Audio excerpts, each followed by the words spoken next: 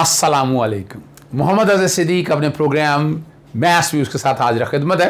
दो इश्यूज़ हैं बड़े अहम, मैं दोनों पे गुफ्तगू करूंगा। एक तो सानिया मॉडल टाउन के हवाले से, आज लार्जर बेंच के सामने जो समाअत हुई और वहां से कई चीज़ें क्लैरिटी के साथ आ गई हैं जो मैं आपको पहले बता रहा था। दूसरा इशू है जो मरियम नवाज ने जो बम फाड़ना था ना, जब फोड़ना था, जब बड़ा करना था, खोदा पहाड़ और निकला चूहा। और वो क्या है, यानी कुछ नहीं है कहने के लिए, बस सिवाय बेवकूफ बनाने के लिए कौम को। मेरिट पे कोई केस नहीं है उनका। अगर मेरिट पे केस हो तो इस तरह की बातें की जाती, वो मैं तफसीली बात करूंगा दूसरे हिस्से में। पहले मैं जरा मुख्तसरन करता हूं कि आज जस्टिस मोहम्मद अमीर भट्टी साहब की सरबराही में 7 मेंबर बेंच ने सानिया मॉडल टाउन के केस के हवाले से केस की समाअत शुरू की। आजमदीन तारड़ जो बेसिकली नवाज शरीफ वगैरह के वकील हैं, यहाँ तो वो अपना सब इंस्पेक्टर या किसी और के को रिप्रेजेंट करते हैं।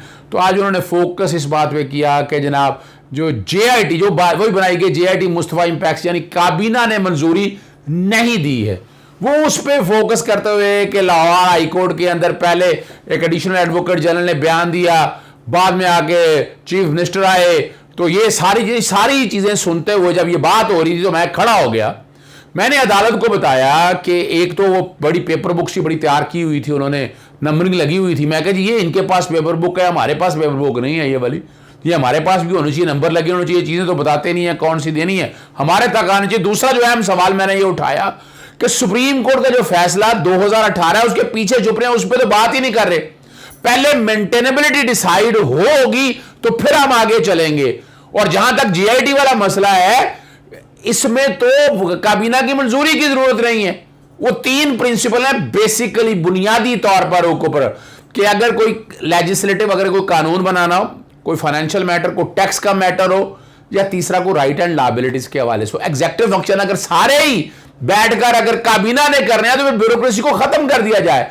मुस्तफा इम्पैक्ट की जजमेंट का टेनर या रीजन कुछ और था, ये मैंने अदालत को पहले ही बता दिया। बहरहाल एक मौके के ऊपर जब ये सारी, मैं उन बातों में नहीं जाऊंगा क्योंकि मैं चाहता हूं कि ज्यादा से ज्यादा इंफॉर्मेशन आप तक शेयर हो जाए। करते करते कोर्ट ने, जैसे अमीर भट्टी साहब ने कहा कि मान लें कि ये जो है ना, ये जो इजाज़त जो है काबीना की मंजूरी ये बाद में ली गई है, इसमें कोई तकनीकी नुस्खा है तो ठीक है, वो साइड कर देते हैं, JIT नहीं बनाई जा सकती है। उन्होंने कहा इस पर ही मुझे एतराज़ है कि इन्वेस्टिगेशन और इंक्वायरी में मेरे नाम आ जाएगा, मेरे खिलाफ राइट आ जाएंगे, मेरे लायबिलिटीज कोई बन जाएंगी, मेरे ऊपर कोई, यानी पहली स्टेज के ऊपर कोर्ट ने कहा इन्वेस्टिगेशन और इंक्वायरी करने से तो रोका नहीं जा सकता है। ये तो अदालत ने वाज़ेह कहा, और किसी स्टेज पे भी इंक्वायरी और इन्वेस्टिगेशन हो सकती है, इसमें क्लैरिटी है। तो यहां बैठकर आज, और हम ये बात बड़ी वाज़ेह तौर पर कहते हैं, मैं आज भी कहता हूं इंक्वायरी इन्वेस्टिगेशन से डरते क्यों हैं कि वो नवाज शरीफ और शहबाज शरीफ राना सनाउल्लाह सारे मामले में आएंगे और उन्हें फेस करना पड़ेगा इस निज़ाम को, और इस पर बड़ी यानी कोई इसमें दो राय नहीं है, कोई दूजी राय नहीं है। हम कंफ्यूज जितना मर्जी करते रहे इस सारे निज़ाम को और सारे सिस्टम को, लेकिन बात बड़ी सिंपल और सादा सी है। आज इस बात पर भी भाग गए और अदालत ने अब फाइनली ये कहा है समाअत मुलतवी होगी है जुमे वाले दिन, जुमे आकर वो अदालत को बताएंगे कि सुप्रीम कोर्ट के फैसले के बाद जब JIT होगी थी तो ये दरख्वास्त काबिल समाअत है या नहीं। हम तो बड़ा वाज़ेह तौर पर के काबिल समाअत ही नहीं है, और यहाँ इन्वेस्टिगेशन होने पाबंदी भी नहीं है। खुद भी मानते हैं कि इन्वेस्टिगेशन की रिपोर्ट पाबंद नहीं है अदालतों पे, अदालतों ने आगे शहादतें नहीं है। डर और खौफ इस बात का है कि इंक्वायरी और इन्वेस्टिगेशन जिसमें डाटा और रिकॉर्ड सारा रिकॉर्ड पे नहीं आ सका, वो सारा कुछ रिकॉर्ड पर आ जाएगा। अब उम्मीद बड़ी है, पैदा हौसला अफजा उम्मीद है, मेरिट पे ये चीज़ें सुनी जा रही हैं, पूरा मौका दे रहा है बेंच इस वक्त, पूरा मौका दे रहा है, दोनों फ्रीकैन को बात सुनी जा रही है और उम्मीद है ये मेरिट पे फैसला होगा। और मेरा अंदाज़ा है कि अगर इंक्वायरी और इन्वेस्टिगेशन हो भी जाए तो उन्हें नुकसान क्या है, उसकी आइनी और कानूनी हैसियत ये नहीं है कि उसी इन्वेस्टिगेशन की बेस पर इसको जेलों में डाल दिया जाएगा। ट्रायल फिर होना है। इंक्वायरी जैसे नेशनल क्राइम एजेंसी का कह दिया कि जनाब फ्रीजिंग अकाउंट खत्म कर दिए, वो भाई वो ट्रायल में नहीं हुआ, ट्रायल में जाकर जब आप बरी करेंगे तो फिर बरी होता है। इंक्वायरी और इन्वेस्टिगेशन का कोई मेक नो डिफरेंस, कोई फर्क नहीं पड़ता है। आगे आते हैं, आज मरियम नवाज ने अपने ट्वीट के जरिए वो बैकग्राउंड पे वो चीज़ें चल रही होंगी कि जिसमें उन्होंने शेयर किया एक दरख्वास्त दायर की है उन्होंने, और उसमें बड़ी तोता मैना की कहानी जिसे कहते हैं ना, और ये नहीं बात मेरिट पे आए, और वही वीडियो की कहानी और वो बात, और वीडियो देखें जो चीज़ें मैं भी आपके साथ डिस्कस करूंगा क्या कुछ कहा है उन्होंने। The media for reason known to everyone has not highlighted the core subject of my application submitted to Islamabad high court today. परेशानी होगी उनको इस बात पे कि मीडिया ने ये बताया कुछ नहीं है। The summary of which is that the case were against me was pre plan, अपना ये देखो ना यहाँ और नाम लिखकर, और and also and significant revealed bye justice Shaukat Siddiqui, यानी बहाना क्या ले लिया, शौकत सिद्दीकी से आपने आपको ताल्लुक जोड़ लिया। और मैं पहले दिन से कह रहा हूं कि शौकत सिद्दीकी चूंकि इरफान सिद्दीकी से ताल्लुक है, वो उनके साथ ताल्लुकात बड़ा वाजे हैं, और अब तो बात कोई रह नहीं गई, अब तो मेरी बात सच होगी ना, कई जो मैंने बात की थी जो ट्वीट की हैं बैकग्राउंड पे चल रही हैं। बड़ा ज़बरदस्त जवाब एक ने दिया है, what a shameful that a worldwide recognized money laundered fake account family members are blaming and blackmailing the state institution judiciary and as well as army and this only in Pakistan। बात सही गलत नहीं कही उन्होंने। और हम चलते हैं ज़रा इन एप्लीकेशंस में, वो जिक्र कर रही हैं अपना जो 4 पेपर जो मेरे तक शेयर हुए हैं, जो आपके साथ बैकग्राउंड पे मैं चला रहा हूँगा कि 7 साल की सज़ा हुई थी, 2 मिलियन पाउंड का जुर्माना हुआ था। अकाउंटेबिलिटी रेफरेंस एवनफील्ड का 20/2017 के अंदर, जो 16 जुलाई 2018 को, आगे कुछ नहीं मिला कहने के लिए। शौकत सिद्दीकी की तकरीर जो उन्होंने जो बार जिस बुनियाद के ऊपर उनको निकाल दिया गया और उसका जिक्र कर रही हैं, और शौकत सिद्दीकी तो ये ड्रामा करते रहे हैं, ये बेवकूफ़ बनाते रहे कौम को, क्या करते रहे घर में आप सब लोगों ने देख लिया, उसका जिक्र करती हैं। फिर और कुछ नहीं रहा, शौकत सिद्दीकी के लिए जो पिटीशन दायर किया ना उसके पैरे रिप्रोड्यूस कर दिए बड़ा प्लान के साथ, यानी वो वहाँ से लिए हासिल कहाँ किए होंगे, उन तक पहुँचाए होंगे शौकत सिद्दीकी ने, उन्होंने वो DEF पैरे लिखे हुए हैं जी, ठीक है ना जी।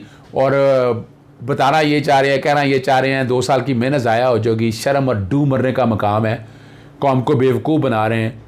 ये है वो ज़राए जो कहती थी, क्या कहती थी, मेरी सेंट्रल लंदन क्या पूरे पाकिस्तान में कोई जायदाद नहीं है। ये है वो ज़राए जो नवाज शरीफ खुद आके कहता था यहाँ पर, ये है वो ज़राए। और ये मैं बैकग्राउंड पे कोशिश करूँगा, ये चलाऊँगा दोनों, जो सना बुचा के पास उन्होंने कहा कि मेरी सेंट्रल लंदन क्या पूरे पाकिस्तान में, पहले ज़रा वो सुन लीजिएगा, साथ ही वो सुन लीजिएगा जब ये है वो ज़राए जो नवाज शरीफ कहते थे, ये है वो ज़राए क्या है। शहबाज शरीफ कहता है कि मेरा बाप फार्मर था, ये कहते थे जदादे हैं, और मैंने आपके सामने वो सारा केस रख दिया था, गालिबन 9,98,000 समथिंग आमदन डिक्लेयर की थी इन्होंने अपना इन सालों के अंदर, तो ये करोड़ों रुपए की जायदाद कैसे खरीदी जा सकती है, और आज तक मनी ट्रेल नहीं है। मेरी सेंट्रल लंदन में प्रॉपर्टीज तो दूर की बात है, मेरी पाकिस्तान में भी कोई प्रॉपर्टी नहीं है। मैं अपने वालिद के साथ रहती हूँ, और मुझे समझ नहीं आई कि मेरी और मेरी वालदा की और बहन भाइयों की प्रॉपर्टीज ये कहाँ से निकाल के ले आए हैं।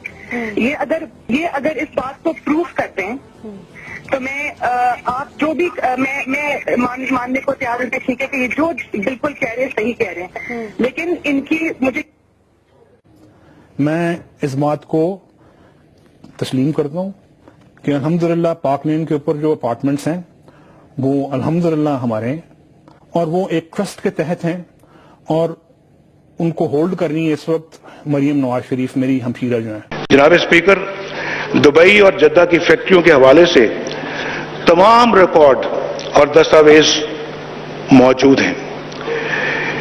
हजूर, ये हैं वो जराए और वसाइल जिनसे लंदन के फ्लैट्स खरीदे गए। जनाब स्पीकर,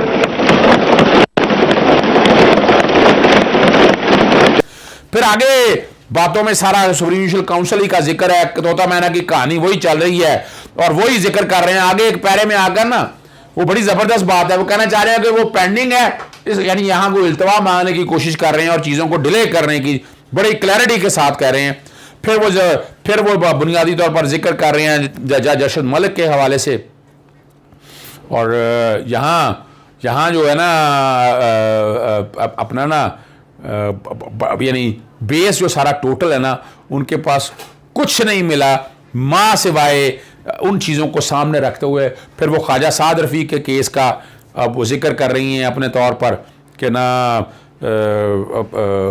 कि किस तरह इस मामले को लेकर वो चलना चाहते हैं। खुदा रहा मेरी कौम से भी अपील है, बात बड़ी सीधी सी है। ये छुपने की कोशिश जो हमें बेवकूफ़ बनाया ये 66 सियासतदानों ने कि जनाब नैब, ओ भाई आम आदमी का बताएं, कन्विक्शन रेट उनका 68 से 68% है कन्विक्शन रेट नैब का। आप ये बताएं कि कहां आम आदमी डिस्टर्ब हुआ है, कहां आदमी के लिए मसाइल पैदा हुए हैं। हमें ट्रक की बत्ती के पीछे लगाया हुआ है, यानी पागलों की तरह बताने के लिए। आ जाए, चैलेंज कबूल करें ना, कौम के सामने रखें ना, जरा मेरिट पे बहस करें अपना केस, ये छोड़ दें। ये बेवकूफ बनाने की बात है क्या, यानी साबित क्या करना चाह रहे हैं आप? अगर आपने जाए, आपके पास असासे हैं, जायदादें हैं, सोर्सेज हैं, तो एविडेंस लीड करते ना। एविडेंस तो दी नहीं आपने, अब आपके पास वो जराए है ही नहीं, तो फिर ये पैसा तो को डाउट है इसमें।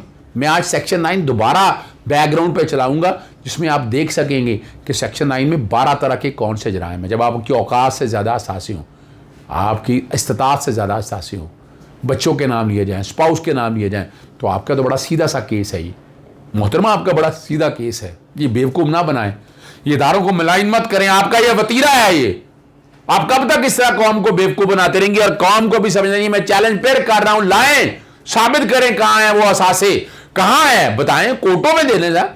मेरिट पे बहस नहीं करते।